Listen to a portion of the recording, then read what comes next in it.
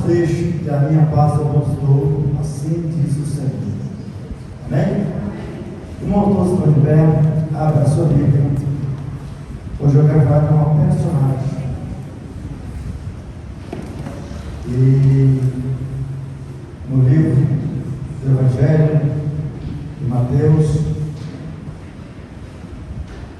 capítulo 26,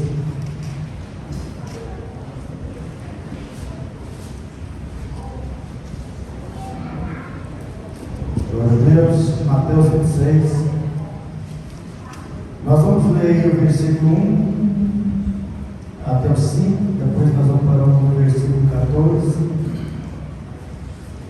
vamos para o versículo 14 até o 18, tá? Do 1 ao 5, depois da 14 ao 18.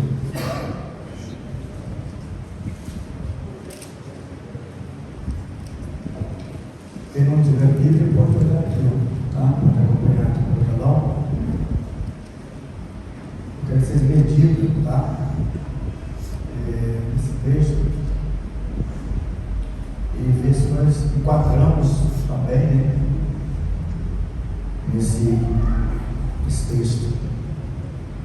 E aconteceu que, quando Jesus concluiu todos esses discursos, disse a seus discípulos: bem sabeis que daqui a 2 dias é a Páscoa, e o Filho do Homem será entregue para ser crucificado. Depois os príncipes dos sacerdotes, os escribas e os anciãos do povo reuniram na sala do sumo sacerdote chamado Caifás e consultaram-se mutuamente para prender Jesus com todo o dolo e também matar. Mas dizia: não durante a festa, para que não haja alvoroço entre o povo. 14. Então um dos 12, chamado Judas Iscariote, foi ter com os príncipes dos sacerdotes e disse: que me quereis dar? Judas procurar, né? Ao sacerdote: que me quereis dar? E eu vos entregarei a Jesus. E eles lhe passaram 30 moedas de prata. E desde então buscava oportunidade para entregar o Mestre Jesus. E no primeiro dia da festa dos pães ázimos, chegaram os discípulos junto a Jesus, dizendo: onde quer que preparemos a comida da Páscoa? E disse: ide à cidade, ao certo homem, e dizer-lhe: o Mestre diz, o meu tempo está próximo, e em tua casa celebrarei a Páscoa com os meus discípulos. Amém? Olha para Deus, Pai, eis aqui a tua palavra nesta noite, que possamos entender e conhecer e saber que todo projeto, todo propósito é do Senhor, e que possamos meditar, Pai amado, Senhor Deus, para que nós não caímos, Pai amado, Senhor Deus, em tentações, e sejamos, Pai amado, Senhor Deus, conforme este homem que nós iremos relatar nesta noite, para que o Espírito de Deus possa habitar sobre nossa casa todos os dias até a consumação deste século. Amém? Podemos sentar. Aí se cheguei, Raíssa, a primogênita. Glória a Deus.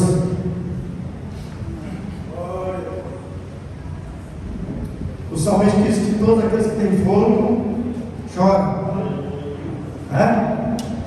O salmista diz que todos aqueles que têm fôlego choram. É isso?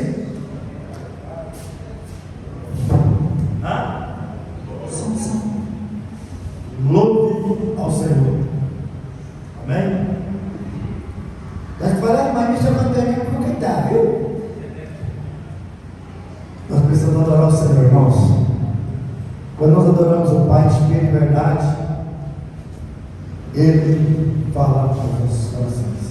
Amém? E todos vocês foram chamados para isso. Todos vocês. Amém?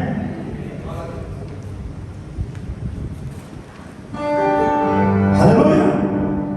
Perto quer estar mais e mais do Senhor. Amém? Porque nós estamos saciando. Aleluia!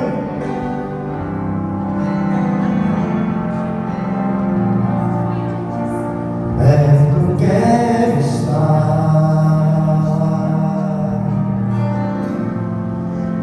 junto ao teus pés,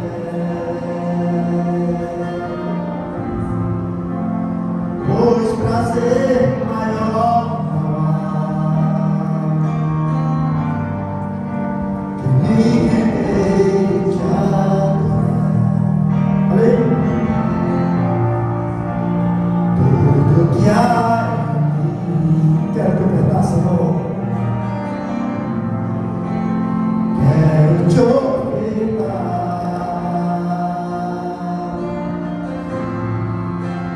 mas ainda é pouco sei, se comparado ao que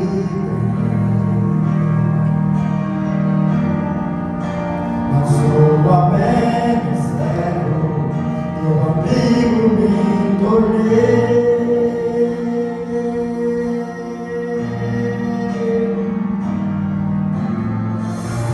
Te louvarei,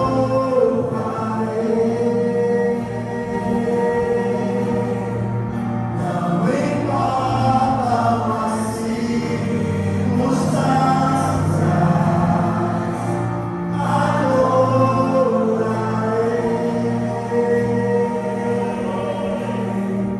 somente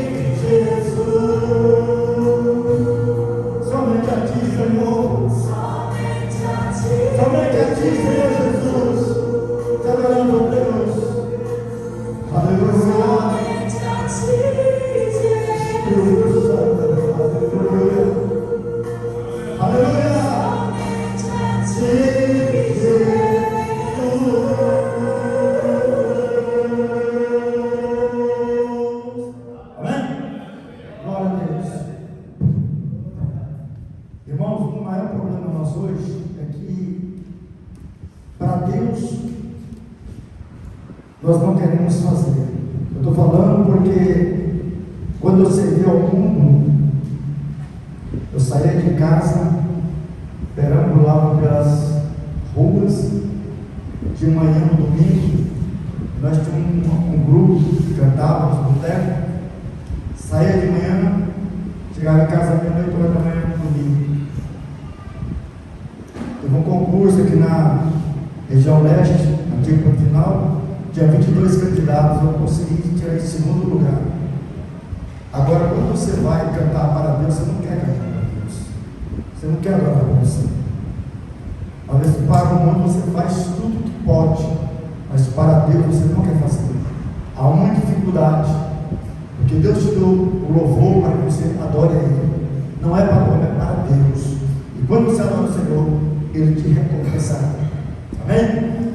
Irmão, desse texto, eu vou ser breve. Aleluia. Parou? Glória a Deus. Aqui nesse texto de Mateus, nós temos aqui os 4 evangelhos, né? Os 3 evangelhos, Marcos, Mateus, Marcos e Lucas, eles são idênticos, as mensagens, porém, é a mesma mensagem, é o mesmo sentido, de forma às vezes modificada, mas é o mesmo sentido. E nós vemos aqui que Jesus, irmãos, ele era o alvo, sempre foi o alvo do projeto do mundo, ou de ser de Satanás. A Bíblia diz que o mundo jaz no maligno. A Bíblia fala: não ameis o mundo, porque nada deste mundo serve para nós. E Jesus, ele teve um período que ele passou afastado do holofote do homem, porque aparentemente a obra estava parada. E quando nós observamos, irmãos, que quando você começa a trabalhar para o Senhor, o inimigo das nossas almas, ele se levanta para destruir. De 12 anos a 30 anos, você não veio falar em Jesus. Vamos fazer, trabalhando na obra de Deus. Mas ele tinha o trabalho dele. Ele estava em Nazaré, ele estava trabalhando de carpinteiro, ele estava ajudando a tua família. E Jesus, então, ele decide, porque o tempo é chegado, cada um de nós temos o nosso tempo, o nosso dia, tudo marcado. Jesus, então, ele prepara os discípulos, escolhe 12 discípulos, para com ele junto fazer a obra do Senhor, para junto evangelizar, para junto pregar. E a Bíblia diz que Jesus, aonde ele chegava, havia milagres, cura, e a multidão cada dia chegava.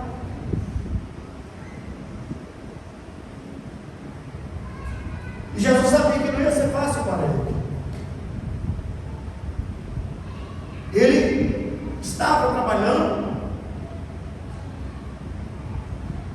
para o nosso Deus, sabia que o tempo dele era curto.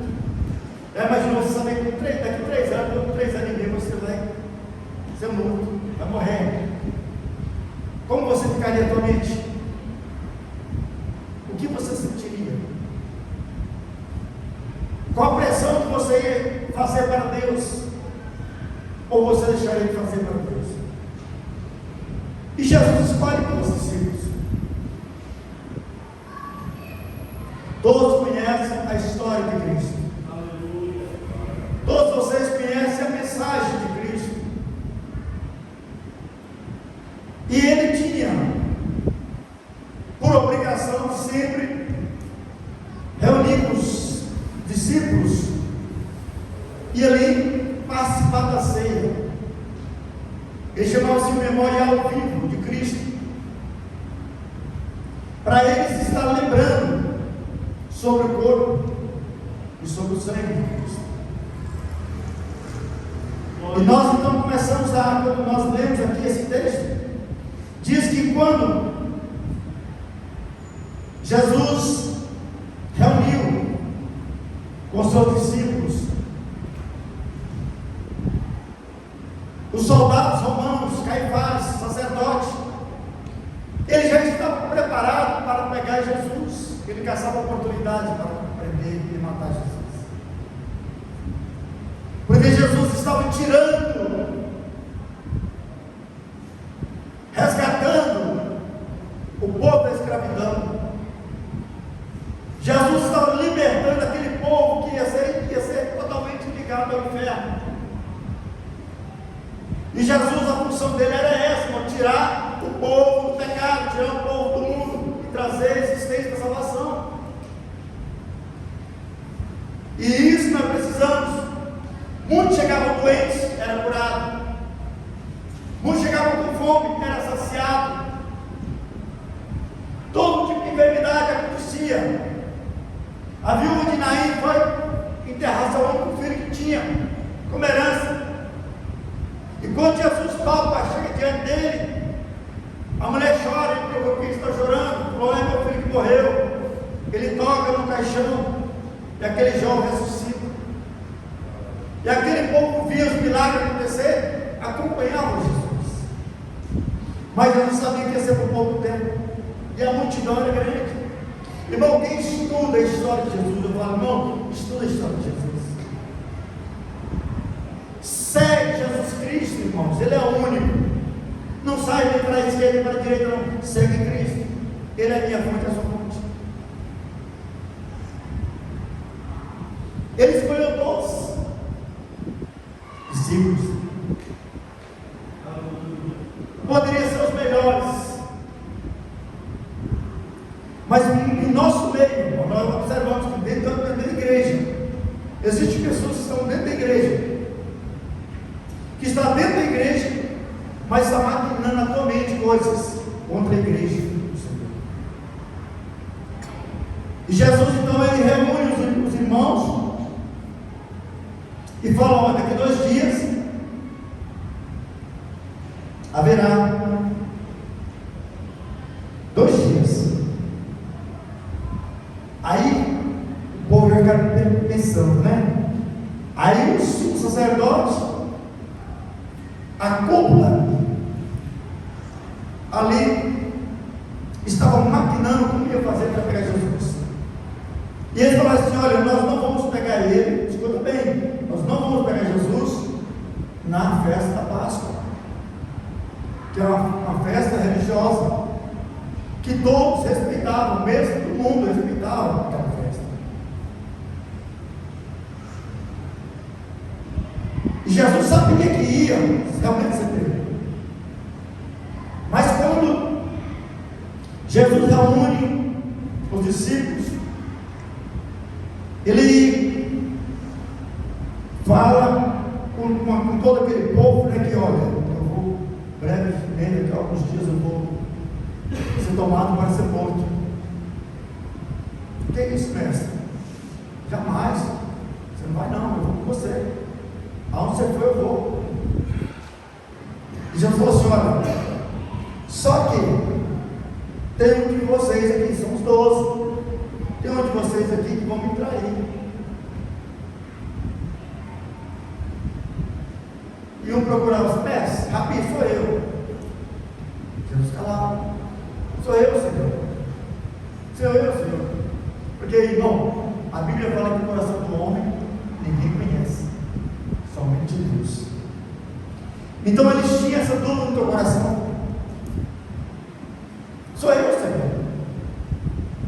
Aí de repente Deus falou assim: ó, um de vocês irá tocar a mão nesse pão aqui. Jesus deu a descrição toda.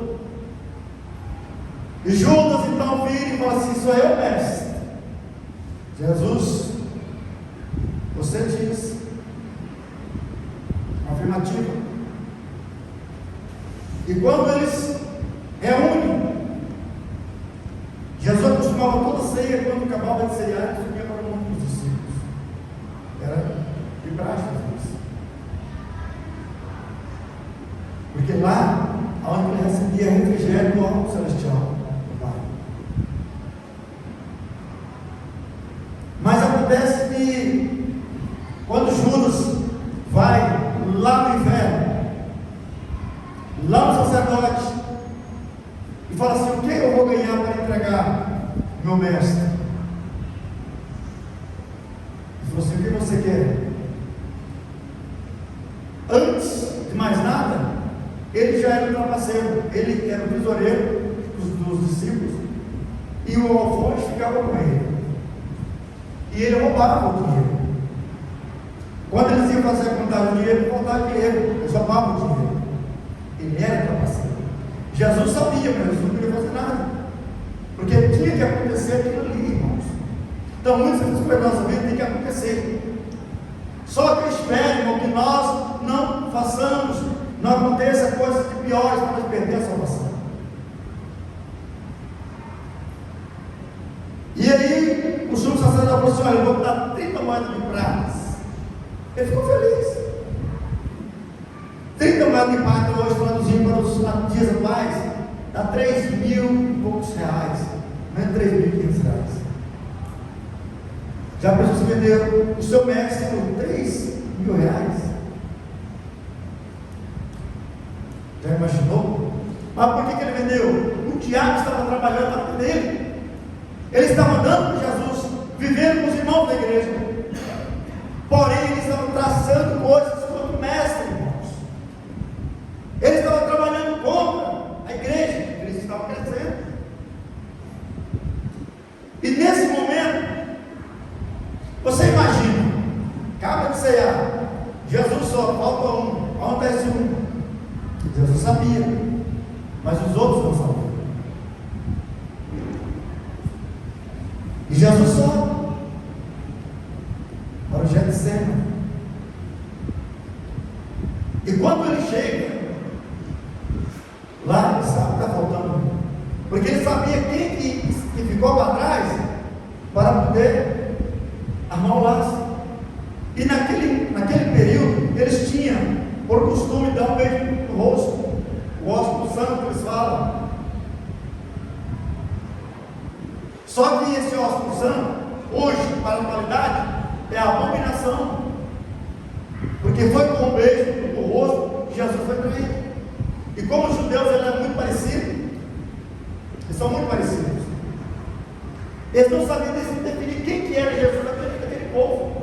Eles falavam a mesma coisa, eles falavam a mesma linguagem, né? Vocês já observaram que os obreiros lá da Davi Macedo, como é que eles falam? A mesma coisa da Davi Macedo. Tadeu Zé Moça, como é que eles falam também? É igual Davi Miranda. Então eles pegaram aquele costume, certo? Eles pegaram aquele costume. Só que eles não sabiam quem realmente era Jesus. E Judas falou assim: não, é o seguinte, eu vou lá, e quando eu chegar lá, eu vou dar um beijo no rosto, e que é o mestre. Eles vão, beleza. E quando Jesus chama os discípulos para orar, ele começa a sentir uma angústia, irmão. Uma angústia. Assim como eu sinto que você sente, essa angústia é normal para os cristãos, para aqueles que vivem com Cristo, para aqueles que têm remorso, para aqueles que têm realmente capricho, para aqueles que são leais ao Senhor. E isso acontece nos dias atuais. Hoje eu estou angustiado. Por que eu estou angustiado? Porque a palavra de Deus, ela faz com que você se angustie. Os discípulos de Jesus estavam trabalhando. Os discípulos de Jesus estavam trabalhando, porém eles estavam. Os discípulos de Jesus estavam observando cada gesto de Jesus, mesmo tristeza no coração. Porque eles sabiam que ele ia ser entregue. por um dos seus discípulos, por um daqueles que ele ensinou e mostrou o caminho. Mas quando a pessoa está no caminho, mas não conserta, não quer consertar, é trapaceiro. Se ele roubava, ele não consertou, a tendência é afundar no cara, não vai prevalecer. É por isso que a cada dia nós precisamos mudar a nossa vida, o nosso comportamento como cristão. A cada dia nós olhamos para dentro de nós e falamos: olha, Deus, eu preciso de mudança, eu preciso de transformação, de mudança, porque o mundo está me atraindo para ele, e nós sabemos disso. Nós sabemos disso. Mas quando Jesus observa que aquela grande multidão, os outros discípulos estavam com Jesus, falou: mestre, mas Judas não veio com nós, veio com aquele povo ali. Jesus falou assim: ó, chegada a hora que o filho do homem se entregue, ela se açoitado, escarnecido e morto. E quando Judas chega e dá um beijo em Jesus, os soldados já pegam, já prende Jesus. E a Bíblia diz que Pedro arranca a espada e passa na orelha de um soldado chamado Malco, da orelha cai. Jesus falou assim: para trás dele, Satanás. Pedro tinha sido usado por Satanás para poder cortar a orelha dele. Essa função pegou e colou a orelha rapidamente, a orelha ficou lá. Cirurgia rápida, né? Cirurgia assim que só com busca. Porque é Jesus, irmão, ele faz milagre. Ele trabalha no milagre. E nós somos um milagre, irmão, Jesus. Nós somos um milagre, irmão, Jesus. E nós não valorizamos aquilo que Jesus nos deu. E quando Jesus é preso, o demônio se manifesta em Judas, e ele tem um remorso muito grande, porque Jesus foi pego, Jesus foi entregue por ele, e ele sai correndo e chega diante do sumo sacerdote e fala assim: olha, eu quero que vocês soltem Jesus, eu quero devolver as 30 moedas de prata, que eu não quero ela. Ele falou assim: ó, não, você entregou o sangue dele, já era. E Judas pegou as moedas e jogou sobre eles, e saiu correndo, porque naquele momento o diabo atraiu ele para a morte. Segundo historiadores, diz que ele saiu e se enforcou-se, porque o diabo oprimiu ele de tal forma, porque o que ele fez, ele não pensou antes de fazer. Assim somos nós dentro da igreja, irmãos. Nós não pensamos antes de falar, nós não pensamos antes de matar o nosso irmão, de matar a nossa irmã, com palavras, com calúnias, com mentira. Isso atrai a maldição que Judas atraiu. E ele sai e corre, morre, enforcado. De repente, capirotou, vamos cortar a corda dele desse lado, lá embaixo, se espurrar, se parte, em várias partes. Porque o diabo não está feliz, irmão, só de matar, ele quer destruir, ele quer acabar com tudo. Nós somos o alvo principal de Satanás. Nós somos o alvo principal de Satanás. Por isso, meu Deus, nós temos que ter muito cuidado em fazer a obra de Deus com amor, com carinho, servindo a Cristo, verdadeiramente fazendo o melhor para Deus, não para o pastor, para Deus, porque você está fazendo para Deus. Eu tenho visto pessoas que estão desfalecendo, morrendo.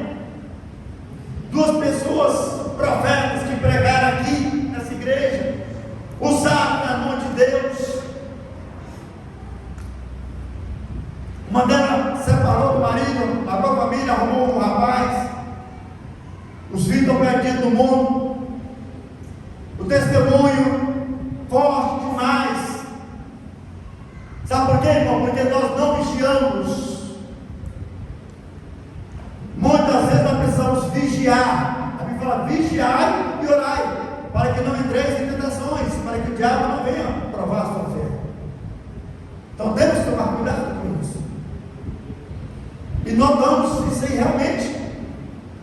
Muitos não vão prevalecer na casa do Senhor.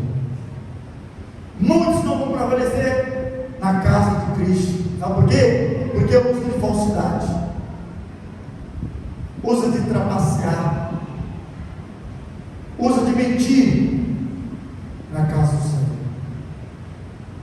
E Deus não dá a glória dele para ninguém, não, irmãos.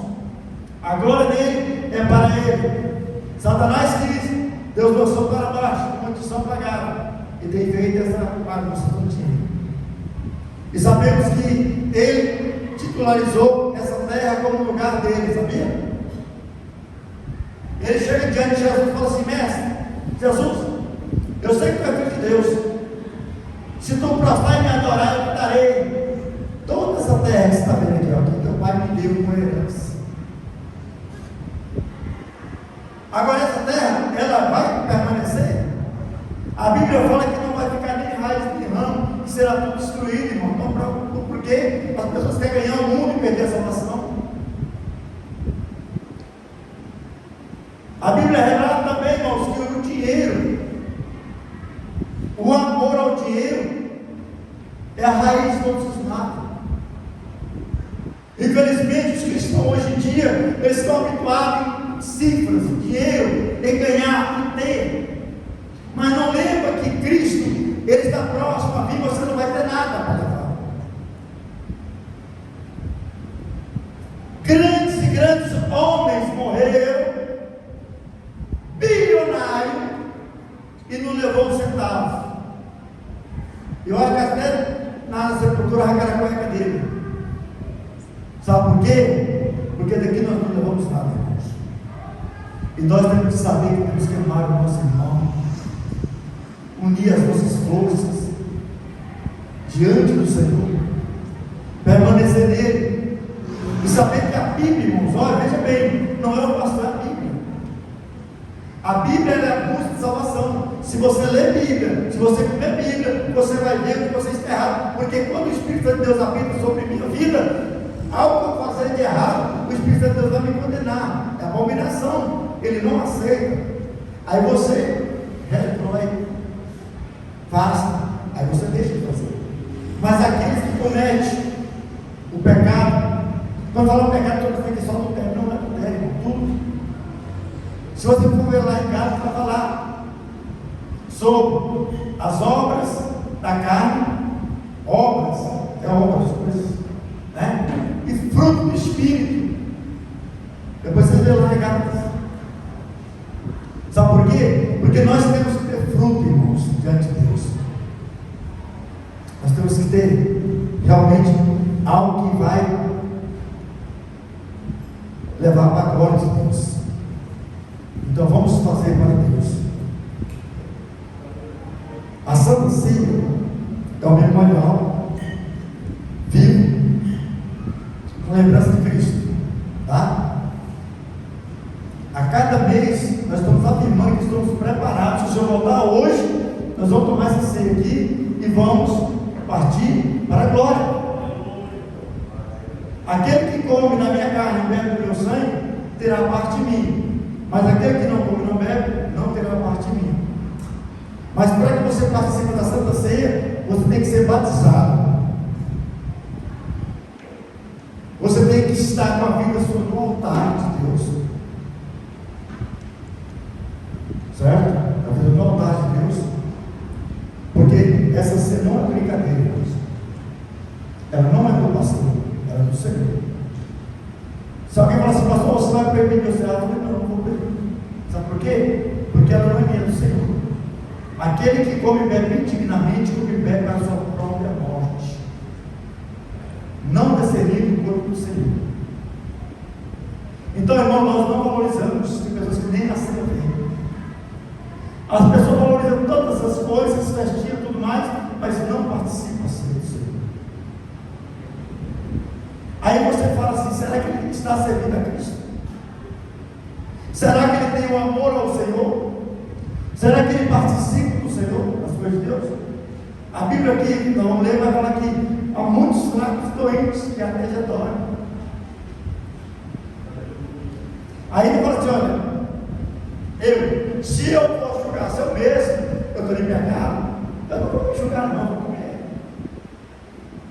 Mas se você examinar a Sagrada Escritura, você vai falar assim: olha, eu posso tocar, eu não estou apto a tocar na Senhor. Porque essa cena é minha, você é louco. Eu posso ter um vídeo lá, não sei se você viu o pastor pregando, que o irmão pegou o pecado, tá com a ceia, morreu. Aí, está lá no grupo nosso, morreu. Aí Deus usou o profeta, vai lá no caixão e falou para ele assim: olha, você comeu a ceia dignamente, e o que você comeu não vai para o lugar que você vai, não. Aí disse que morreu, levantou só a cabeça para o lado e vomitou o corpo, vomitou o pão e o suco. Porque Deus é dono da vida, irmãos. Deus, Ele é fiel. Existe sim. Então temos que tomar muito cuidado. Temos que analisar, examine a si mesmo. Não é o pastor que vai examinar sobre não, o pastor não conhece nada sobre isso. Nem redes sociais, já pensou só o WhatsApp. Então não vou saber o que está fazendo ou não está fazendo, não. Eu não vi redes sociais, sabe para quê, irmão? Para mim não contaminar minha mente, para mim não ficar irado. Se pudesse ficar sem WhatsApp, ficava sem WhatsApp. Porque infelizmente as redes sociais estão destruindo a nação. Apocalipse capítulo 13. Grandes, pequenos, servos, todos receberão a marca da besta. Mas para que a marca da besta ela seja, tem que ter algo que vai junto com ela. É o que? Existe um chamado computador. Vocês conhecem o computador? É antigo? Computador? Você já sacou a sílaba do computador? O que dá? Separa a sílaba rapidinho, você tem que dar. Computador. Computa dores. Vai computar as dores. Vai calcular as dores. Então nós sabemos que Paulo falou assim: todas as coisas me são lícitas, mas nem todas as coisas me convêm. Então a nossa mente está sendo bloqueada para Deus e nós estamos abrindo nossa mente para o mundo, para as coisas deste mundo. Você olha no vídeo, você fica lá no vídeo, lá 1 hora, 2 horas, 3 horas, 4 horas, até o dia inteiro no vídeo. Porque ali te atrai tanto. Porque ele consome o seu tempo. E você não tem tempo de 5 minutos para ler a Bíblia. 5 minutos para ler a Bíblia. Se você ler 5 minutos por dia a Bíblia, você vai ser um instrumento para derrubar Satanás. Porque você tem um conhecimento da palavra de Deus. E tudo aquilo que você coloca nos seus olhos, você não vai ser contaminado, porque você vai lembrar da palavra de Deus. Que essa palavra é feita. Casamentos, relacionamentos são destruídos. Por quê? Por causa de não buscar a presença de Deus. Pastor, eu queria a igreja, nem mais sentir a presença de Deus, não sei mais. Aqui meu tempo acabou, pastor. Vai com Deus. Sabe por que acabou o seu tempo? É porque você não deu lugar ao Espírito Santo. O Espírito Santo de Deus não está vivendo com você. Porque quando o Espírito Santo de Deus está na tua vida, o Espírito de Deus está na tua vida, você sente a presença dele aonde a presença dele está. É necessário você saber disso. Quantas pessoas estão doentes, irmão, doente, enferma espiritualmente, a pessoa não consegue orar. Eu estava falando na reunião, irmãos, quando eu me converti, irmão, nós orávamos, todo mundo chegava na igreja, entrava lá, até os que não eram crente, dobrava o joelho, orava 40 minutos, meia hora, direto. Hoje nós estamos crentes, não estamos light. Aqui eu tenho que ter aquelas cadeiras confortáveis, senão eu dava para dormir um pouquinho, né? E uma condição bem geladinha também, bem melhor. Porque quando tem conforto, você tem tudo.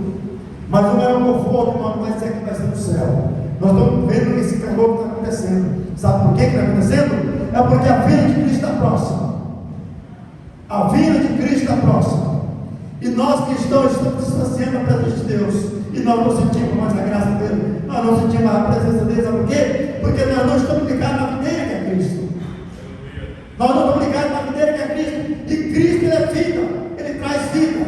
Ele nos coloca na vida. Porque a vida depende de nós andar com ele. Coloca de pé. as mãos. Enquanto ele vai lavando as mãos, eu quero estar lendo o texto. E nós vamos ministrar a ceia.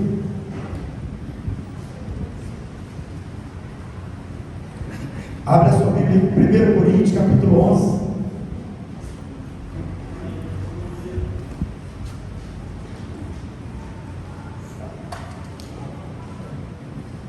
As pessoas às vezes falam assim: olha, eu não só ler esse texto, né? Porque existe Mateus, existe Lucas, existe Marcos, também esse texto. Só que não tão completo conforme esse que Jesus ensinou para Paulo. Jesus mostrou para Paulo como que deveria ser, da forma que deveria aplicar